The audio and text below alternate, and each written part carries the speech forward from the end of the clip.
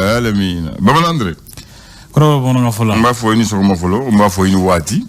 Bebe se ka fo. Ouais, mbe wati de fait parce que moi la me gnyogo no, lu bebe ni ko wati do. Oui tiens. Maintenant bi mali la krengre ba mo ko mba fo ni sokoma. Oui tiens, ye fo lamna. Ça wala malla me sokoma dala. Do be su chaman ci la 600. Wallahi do wula fe. Do be wula fe la. Do kligan fe dere. Do be kligan dere la. O beni ka wati do. Wala donc na ko lu ni wati. Be bu soro akono. Oui tiens. En clé flafana parce que juma sibiri kari tene eche wati kara wati kara ko ci man kero kono ha ko ci man badi kero kono ba to do yere an le me juma do biuti ginye kono o tiens do fana la fele ngu juma do biuta yere sabu bala akbar do mangene tasul do refna mi ma rebulo ako bo ci wonu na sikatola eko do la felendo do la felente chokorba do korima ko do sadon e alere le kalafia doy ko me do sadon e ma on finga lafia doy wallahu akbar o tiable e wajin dugu mo basugu fla de jien kono do be olu be mako nyem ko ye do be olu doni mo me mako nyem ko ye nam abi barake abi mo de ko non teme nam abi hine mo ko la joda ba tigila sigidala wala jamana kono no tigila mo fatura domina nam able atigila fiara wasiga de kuna segene kundu nam onga mo do be no sisa na tige dunia na kelmo ko mo toro re sigidala no tigila mo fatura domina ibta soro ni mo bi lafia o chorwa ka kuma fo kun de oye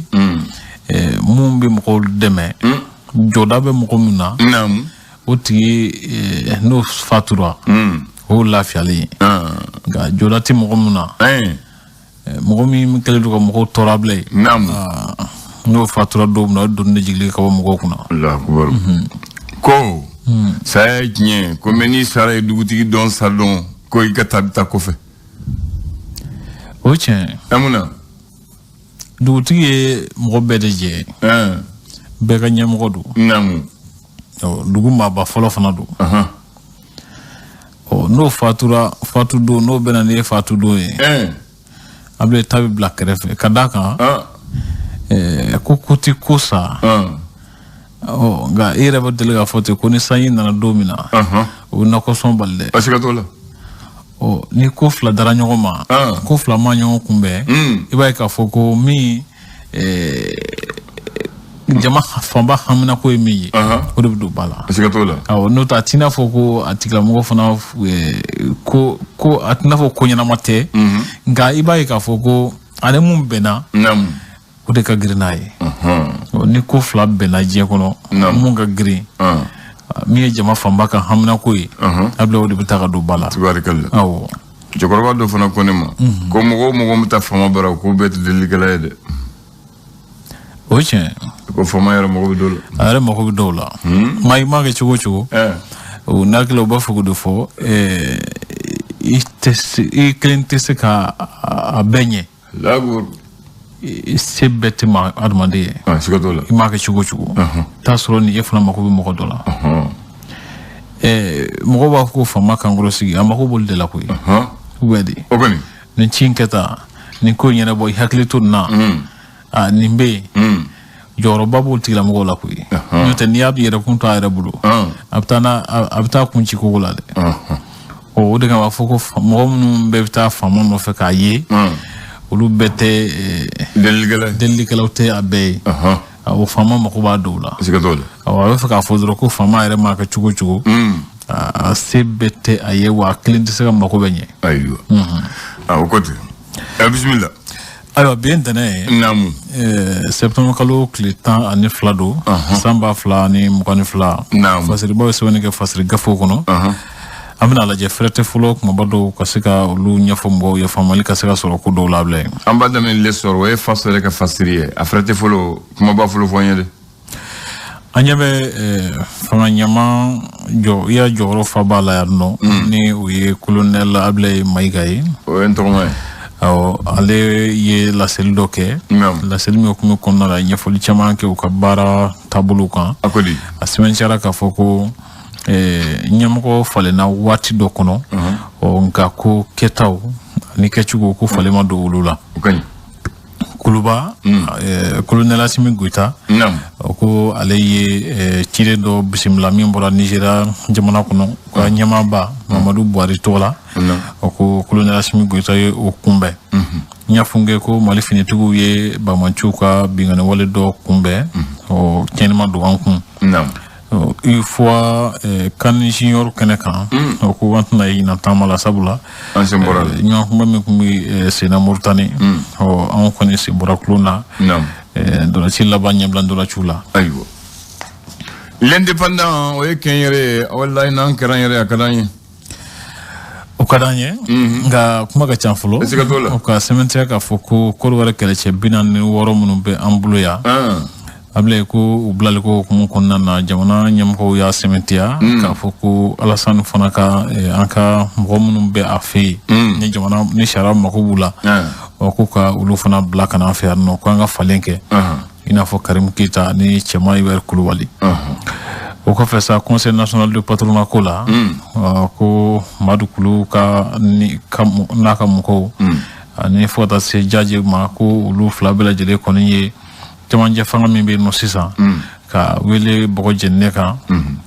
o sabula ko nusan ko alendo ka baro ko nyina wachugula ablandan o ko fesa mimbe talike bingane kala wale munum ka kulumi be wele ko AGC o ko ulu ye wale jugu do ke menaka do kuntemenina o ka kada so ni sigidala mko bisaba jate ni fota si bulla mine chama chena ako kumukonna na mo bisaba yin ulu koni ninda na ko sen fable algenula amina les ko wele ale serami a sementia ka foko mo munum bi ka mulu vitri fian o ko afra ko amadaka o ko muna sare tala kaseka lawaliadi parce que fanga ayo ngana tayo jam ayo ni fama ko ikumbici abici oche ni sira fono ni fama ko sira bo mulo chama chela kam fera karde voilà no tabe bode dina muna zeke fanga ni fanga la chara be appliquer oche o ko fesa ko muso ka senyera koro ni ka hakko la fasali hukumu konnana ko kuma ko muso nyamgo munum be malikona luka kele mbala ka kechugo na kuba filade wa antolo no aywa kalamfa karamuko Mamadou Lamine Kanouté ko jate do ma bakundu ni wole ko professeur de mathématiques ko ale konni Soumaïla Mana fasiriba sementia ka foko madu min dalen kunda hakilola ko ale konni Soumaïla Maleni ala kadara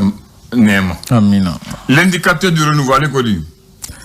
a sementia ka foko mali nyamko ba fe ko wala kele che binan ni woro en lablali kula o ko falen ka ke ko fe anka jamana nyamo isharalo ta ka saraw dama kenye o ko mo konna na ko pulsu ka la fasa ton ko ni bina tonziki badoke walsa ku feta fo baran nu ka shini e bay ka foko carte bugna se sebem wele ko carte d'identité nationale kale deselen du 600 a deselen atole yere o bon ko ni alamini kono o ko mamuno kanga ina concours ke nyon danke o ko lu koni chamanye gela sura ka sabu ke o ye ablay mais la fana metalike anazer la agence nationale de sécurité routière kale nyama kura Ousmane Maïga o ko ye barata ablay muso bora ko awo muso intara ayo yale non bla ni Ousmane Maïga premier ministre Ousmane Maïga ayo to wala kala il suffit de ne pas dire ubadi odo Ousmane il suffit Maïga Ousmane Maïga ayo akopti nam o ko admondo bese ka yiri wa chobo mina du kulukan ko pine dum ko ne la somunike ka jira ka fo ferebe kan tike wasa ka se ka du kulu la kana akana chin ablay ayo le challenger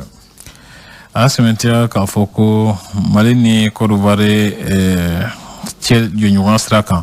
ka kenu ka finitigi minnu bɛ an fɛ yan nɔ ye ko yala ko an bɛ sira min kan k'o ye soldasi ninnu labilali ye ko dɔ fana kan ka politiki mɔgɔ minnu ye kɛlen nɔ ka ngara da cɛmancɛ fanga ɲɛmɔgɔw la ko ka olu fana labila ka na di Mali sariya ma wa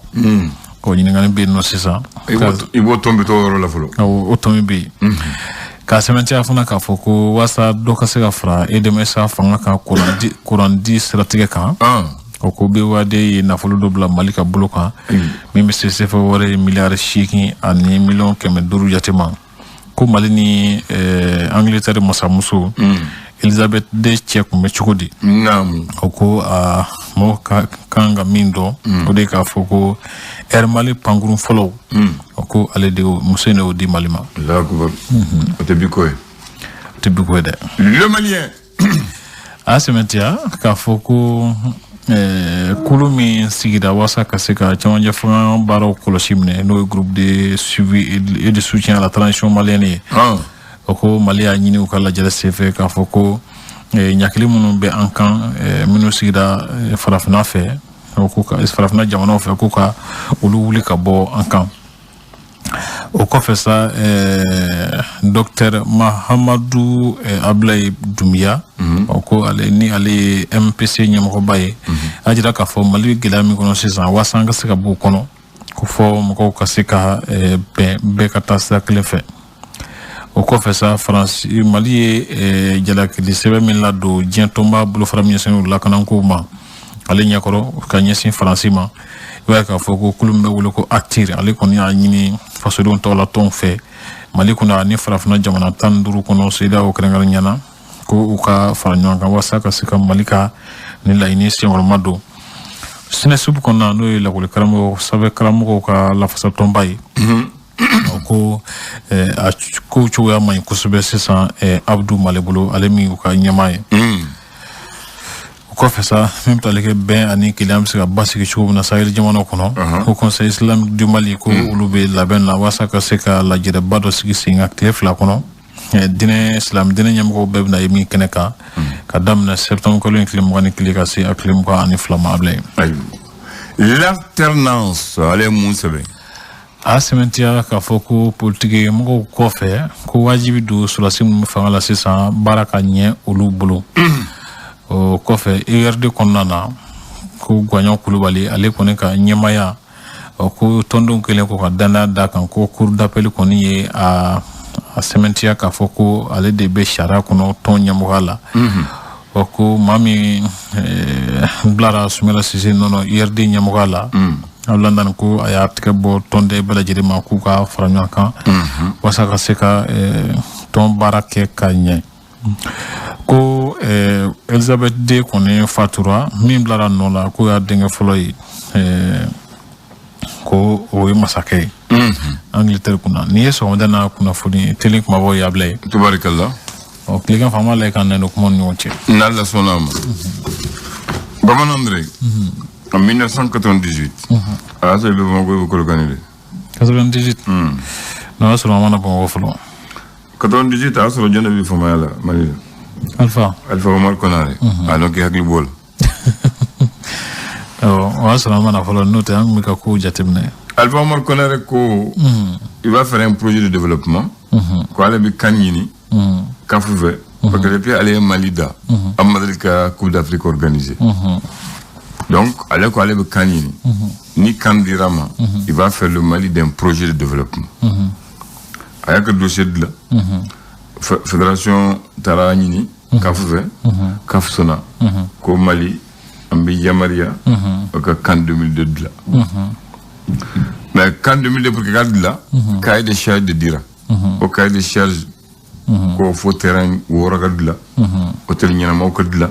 ko siraw ka dilan pankuru yɔrɔ ka dilan Alpha ko a jɛnɛ n'a ye donc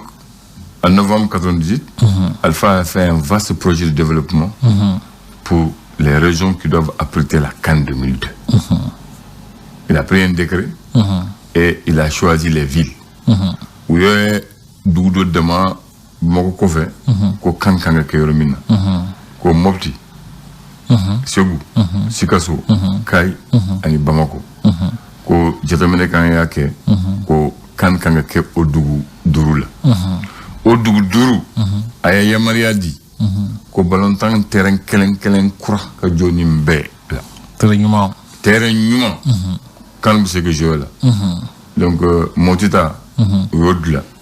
ya kabla barema beaucoup stal barema beaucoup kaita yodla ya abla makro sogo klodala seguta yodla ko stade amarindaw Sikaso ta yo fana dla o togo ko babemba traoré Bamako ta yodla ko 26 mars alphabeta kabakuru bla domina mogo ko alpha mangene que dugu ko fe terrain jëna ta terrain o fu dugu ko fe jawo dem na ke dugu o gara dugu chama jadi ko nga gara dugu chama jadi sira so yere balondan dum terrain mo nyeku mo mayo ay rojane alfa nyeku mi rojane la donc alpha ko o dugu duruni a kelen pankuru jigi kanga réhabilité ka na tey wadla na bey ko réhabilité ka la pour que pankuru ga jigi parce que kaf sharia la ni yoro ka jani 200 km comme balontan d'état karla obta pankuru de ay obta pankuru na donc Sikaso Kai Mopti ani Segu ayo pankuru la bon yi kana glana be kono bi am yoro mina anga se dasu ka pankuru jigo wala so bawula ka kla bongo fana tagla ako ma bande ko ka gidron dila o sura bala pour que ni dunan nana o bi se ka takama ko ka hôtel dila pour que ni équipe nana non seulement bi se que loger ni que supporter nana o bi se que loger donc hôtel fana dila la o yoro nuna ma bande ako ubet se que ta hôtel la o ka villa ujo ka villa des hôtes ni mo nana o cool eje ka ke son wala alfa o fana projet Bamako ta village village kan flade be kelen bi soti ba kelen be falaji ni tara Bamako o be ma bande alfa ko amba fe ka ira Afrique bele ka Mali ay dambe de jamana shite kelen dambe ban fe ako ni mo nana ya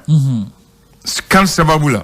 ni seta buloka hotel ta ni seta buloka ta village kan anga ke jatigiya amu kumbe jatigiya la ka ulado o fana kera jatigiya farala anta de ka munun nana délégation kumbe ka klagu ka musako beta ku tla mo ko so la fana fo kan bana donc alpha fana ok donc anga dugun te dugu ganza donc alpha mo chena est-ce que ñona wara ka ni antu yo continuer bien soro anga dugun be yirwalendo be dlalendo mais kan bana président beni ko continuer atete nana doni ke ko fe mo nana o matani bare nan tun tarani bare o chogola on va tumbe jate jama nyuma ça soro dugu chama mbora nokola de parce que alpha mo ka ta sans flanyo wona kono na soro ko atete fana ko ye doke ibe kam furugo fana ka doke ça soro ne so nyuma chama jatikla suko ni teranko kon ni sirako ça soro ni gela batulu la de o se babula alpha sira ko bokata foyer bol sinon sira klen to avenir lo ya kata mais mumbita hotel bla alpha ou de la krengre ko kuluche ci ka gidron kala ke changer de la kata foyer bol o se babula alpha e changer de la mo bela pour que ka bamo tungu nyona ako commune be fo gidron ba kelen soro ayo fana ke o se babula sila Bamako tunti sonde Bamako kunti so sila chama kunti sila ofana kumai sila munun glana ka bo wati chama maka chen utega labe fana ka nye bo akuko gele mais hôtel Fla de tum me ba do mun ni sebena hôtel Fla utumba fe kat la kan 2002 la fobi au hôtel Fla ma sekaba bon ni hôtel ya baba ni hôtel ani asay ko hôtel asayla ufla halbi kan bana samuga go halbi o so fla ma sekaba chena mali flede kala je halbi o so fla ma sekaba jona re nganga ale fereke ka nin ko ni ka to la se ni ka fere do tigɛ wasa nin ko in ka lase n'o tɛ tiɲɛna depuis 90 fo bi o hôtel fila ma se ka ban o le hôtel ninnu kan ka dilan ka bɛn ni kan de kan san 20 tɛmɛna tɛmɛ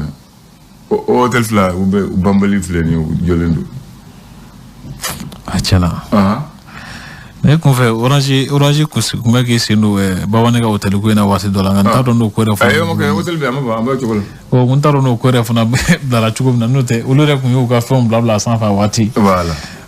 nka kow don bon ni tun bɛ bolo ka fɔ kɔrɔma na nin bɛɛ kɛra an ɲɛna yan o ye tiɲɛ kanbɛ ala ka dɔwɛrɛ yira amin merci